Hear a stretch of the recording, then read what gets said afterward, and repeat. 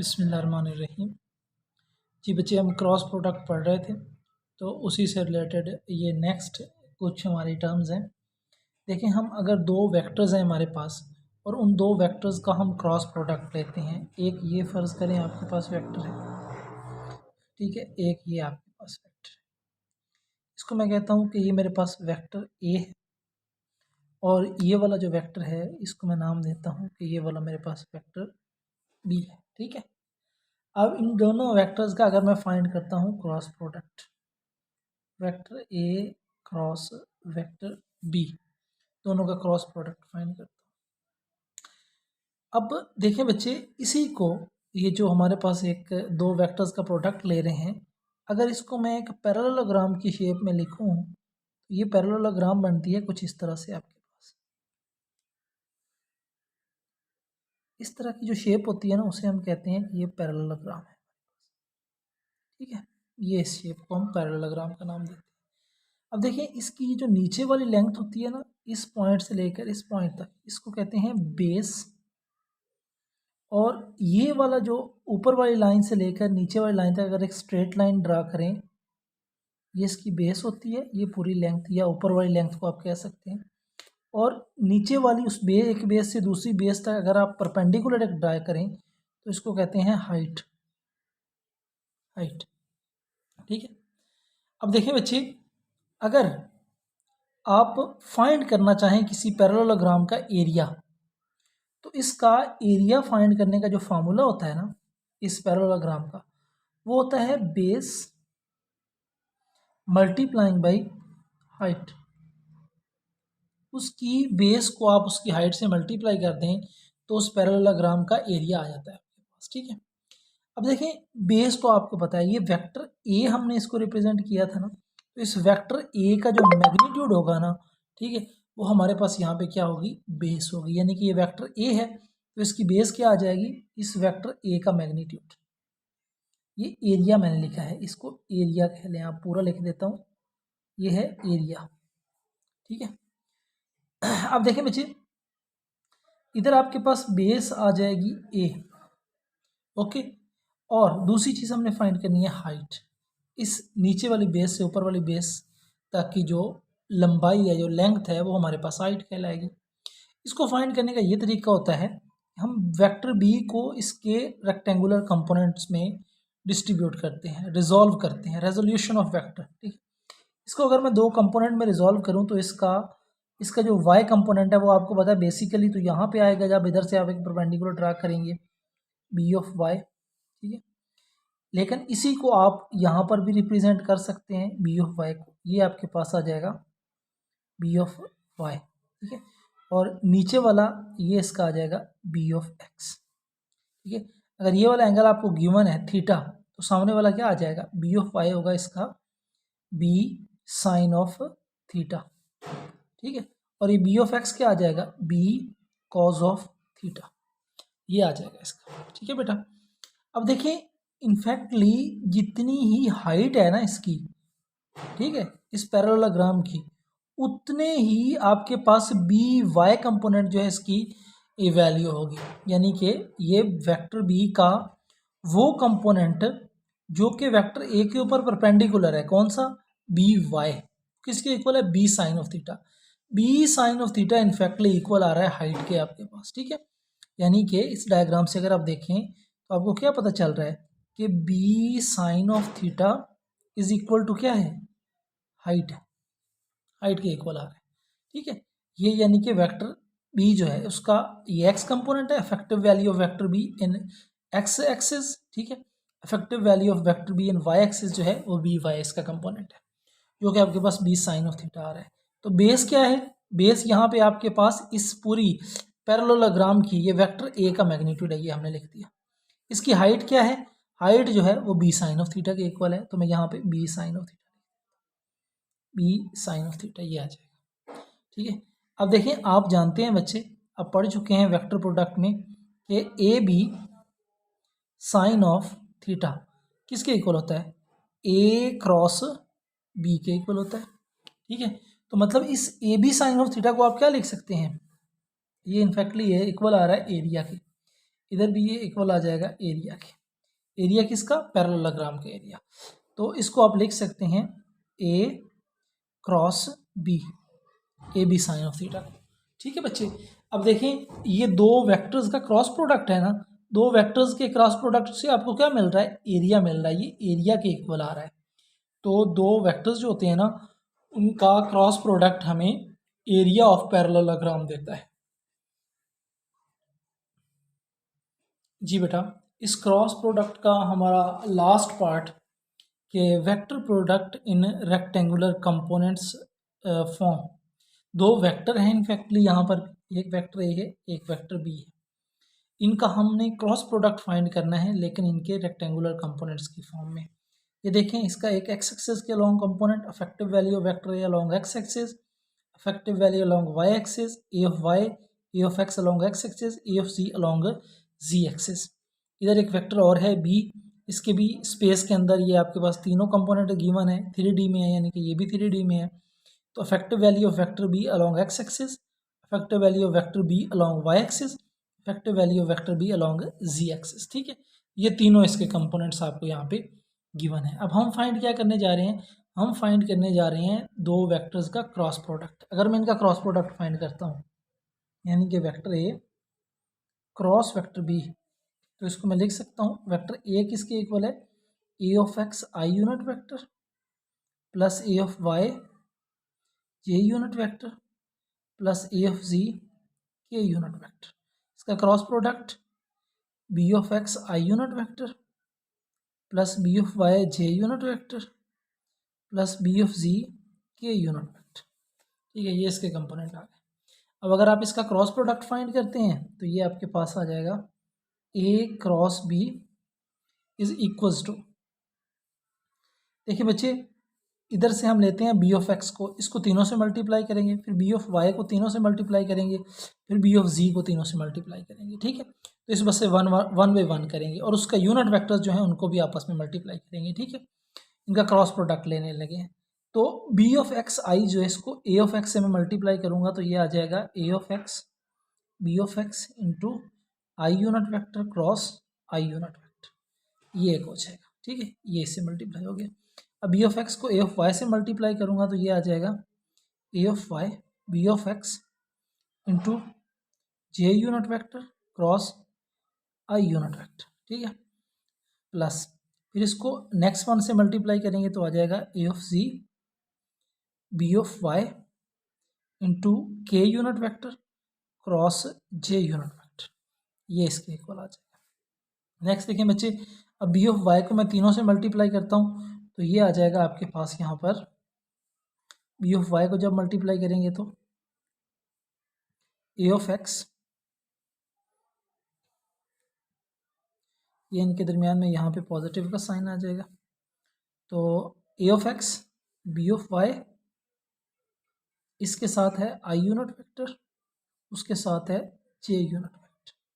ठीक हो गया, फिर आ गया प्लस नेक्स्ट वन से A of Y B of Y, इसके साथ भी J unit vector cross product, next one is also J unit vector. ठीक है, प्लस अब बी ऑफ वाई से मल्टीप्लाई होगा एफ जी से, A of G B of Y into के unit vector cross J unit vector. ठीक हो गया, तो ये भी आपके पास प्रोडक्ट आ गया। प्लस क्योंकि यहाँ पे प्लस का साइन है ना, इस वजह से हमने प्लस लगा दिया, इसके साथ भी प्लस का साइन था तो ये हमने लगा दिया, प्लस का साइन आ गया। ठीक है, फिर हम मल्टीप्लाई करते हैं यहाँ पर नेक्स्ट वन को बी ऑफ जी को तीनों के साथ, तो ये आ जाएगा ए of x B of ji into I unit vector cross के यूनिट वेक्टर, और प्लस आ जाएगा आपके पास, ये अब मल्टीप्लाई होगा ए ऑफ वाई के साथ, A of Y B of ji into sorry ये जे यूनिट वेक्टर क्रॉस के unit vector plus A of G B of ji into के यूनिट वेक्टर क्रॉस के यूनिट वेक्टर। ठीक है, तो ये आ जाएगा आपके पास। अब देखें बच्चे, इसको मज़ीद जब आप सॉल्व करेंगे तो यही वाला आपको पता है जब आप क्रॉस प्रोडक्ट लेते हैं, ठीक है, जब दो वेक्टर सेम होंगे, सेम डायरेक्शन में होंगे, ठीक है, यानी कि दोनों ये आई क्रॉस आई है, दोनों वेक्टर सेम डायरेक्शन में है, दोनों के दरमियान एंगल क्या आएगा, 0 डिग्री। तो आई यूनिट वेक्टर यानी कि आई ये भी और ये भी आई, और साथ आएगा साइन, यानी कि ये आप ऐसा समझ लें, आई unit vector cross I unit vector है ना, ये आ जाएगा आई आई, ठीक है, साइन ऑफ 0 डिग्री। जब एंगल 0 है, ठीक है, तो इसका मैग्नीट्यूड क्या आ जाएगा, साथ इसके यूनिट वेक्टर भी आएगा, इसकी डायरेक्शन को रिप्रेजेंट कर रहा है। तो जब साइन 0 होगा तो सबका प्रोडक्ट आपके पास यहाँ पर क्या हो जाएगा, 0 हो जाएगा, ठीक है। तो देखें बच्चे, जितने भी वेक्टर्स यहाँ पे आपके पास यूनिट वेक्टर है जो सेम से सेम मल्टीप्लाई हो रहा है, यानी कि आई unit vector cross I unit vector, ये इक्वल्स टू 0 होगा। इसी तरह जे unit vector cross J unit vector, ये भी इक्वल्स टू 0 होगा। इसके बाद आपके पास के यूनिट वेक्टर क्रॉस के यूनिट वेक्टर, ये भी 0 होगा, क्योंकि इनके दरमियान में एंगल जो है ना वो 0 डिग्री बना है। तो साइन जो है 0 एंगल के ऊपर क्या हो जाता है, आपके पास 0 हो जाता है। इसका मतलब ये हुआ कि ये वाली टर्म जो है ये भी पूरी 0 हो गई, ठीक है, ये वाली जो टर्म है ये भी पूरी 0 हो गई, ये वाली जो टर्म है ये भी पूरी आपके पास 0 हो जाएगी, ठीक है। तो बाकी क्या बचेगा, इसमें ऊपर वाले में बचेंगी दो टर्म्स, कौन कौन सी, A of Y of B of X, ये वाली टर्म, ठीक है। इसमें अब आ रहा है जे यूनिट वेक्टर क्रॉस आई, तो आपने वही वाली चीज़ को जहन में रखना है, आई जे के, मैंने आपको ये कहा था, अगर तो होंगे ये इस तरह से मल्टीप्लाई क्लॉकवाइज डायरेक्शन में तो आप लेंगे पॉजिटिव, ठीक है। तो यहाँ पे देखें ये आपके पास क्लॉकवाइज है या एंटी क्लॉकवाइज है, दोनों को देखते जाएं। तो ये आपके पास है यहाँ पे जे क्रॉस आई, जे आई से मल्टीप्लाई हो रहा है, ठीक है। तो आएगा थर्ड वन, जो दो मल्टीप्लाई हो रहे हैं थर्ड आएगा, यानी कि के आएगा यहाँ पे, के यूनिट वेक्टर। और ये क्लॉकवाइज नहीं है, एंटी क्लॉकवाइज जा रहा है, देखो जे जो है वो आई से मल्टीप्लाई हो रहा है, तो इसके साथ नेगेटिव का साइन आएगा, नेगेटिव का साइन आ जाएगा, ठीक है। अब आपने सबको इसी तरह से मल्टीप्लाई करना है। देखें ये नेक्स्ट हमारे पास आ जाएगा ए of G B of Y, ठीक है, और के यूनिट वेक्टर जो है वो मल्टीप्लाई हो रहा है जे यूनिट वेक्टर के साथ। यहाँ पे देखो के जे के साथ मल्टी, फिर उल्ट जा रहा है, एंटी क्लॉकवाइज डायरेक्शन में, एंटी क्लॉकवाइज में होगा तो आपके पास नेगेटिव साइन आएगा, के जे से मल्टीप्लाई हो रहा है तो यूनिट वेक्टर कौन सा आएगा, आई यूनिट वेक्टर, और एंटी क्लॉकवाइज है तो नेगेटिव साइन आ जाएगा, ये आ जाएगा, ठीक है बेटा। अब नेक्स्ट आते हैं, नेक्स्ट देखो, नेक्स्ट आ जाएगा बेटा आपके पास यहाँ पर,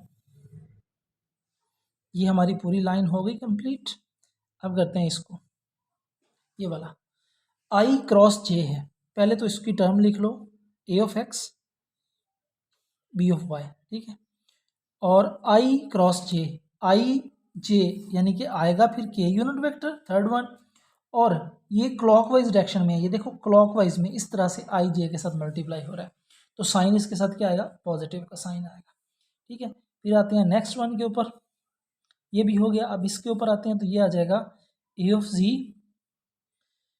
ऑफ जी और बी ऑफ वाई, और के मल्टीप्लाई हो रहा है जे के साथ, ये देखो इसमें के यूनिट वेक्टर मल्टीप्लाई हो रहा है जे के साथ, के जे के साथ मल्टीप्लाई हो रहा है इस तरह से एंटी क्लॉकवाइज डायरेक्शन, तो आएगा आई यूनिट वेक्टर लेकिन नेगेटिव साइन के साथ आएगा, ठीक है, ये आ जाएगा। अब देखिए बच्चे नेक्स्ट चलते हैं। अच्छा बच्चे ये एक चीज़ करेक्ट कर लो यहाँ पर, ये जो फर्स्ट लाइन में था ना यहाँ पर ये वाला, ये आपके पास आई यूनिट वेक्टर आना था, हाँ यहाँ पे आपके पास आई यूनिट वेक्टर आएगा, क्योंकि आपने बी ऑफ एक्स को तीनों के आई यूनिट वेक्टर वाले को सब के साथ मल्टीप्लाई किया था ना, यहाँ पे आई यूनिट वेक्टर आएगा। जब यहाँ पे आई यूनिट वेक्टर होगा तो इस टर्म को हमने यहाँ पे लिखा है ए of G B of y, तो के क्रॉस जे है, के जे से मल्टीप्लाई हो रहा है, तो नहीं सॉरी ये जे नहीं है आई है, तो के क्रॉस आई है, यानी कि के आई से मल्टीप्लाई है तो जे आएगा यहाँ पर, इस जगह पे आपके पास जे यूनिट वेक्टर आएगा और पॉजिटिव का आएगा, क्योंकि आपके पास ये हो मल्टीप्लाई हो रहे हैं एक क्लॉकवाइज डायरेक्शन में। ठीक हो गया। अब देखिए नेक्स्ट आते हैं, हमने यहाँ तक ये वाली टर्म भी कंप्लीट कर लिए। अब आते हैं इस टर्म के ऊपर।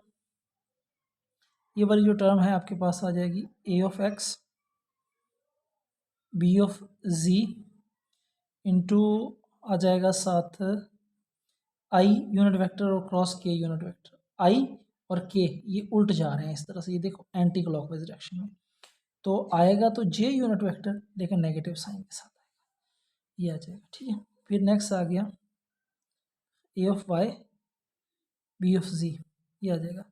फिर जे क्रॉस के, जे के से मल्टीप्लाई हो रहा है तो आएगा आई यूनिट वेक्टर, और ये क्लॉकवाइज डायरेक्शन में तो पॉजिटिव साइन के साथ आएगा आई यूनिट वेक्टर, ये आ जाएगा। ठीक है बच्चे, अब देखें इनको हम क्या करते हैं, इनको अरेंज करते हैं इस तरह से कि सेम यूनिट वेक्टर वाली टर्म्स जो है ना उनको इकट्ठा लिख देते हैं।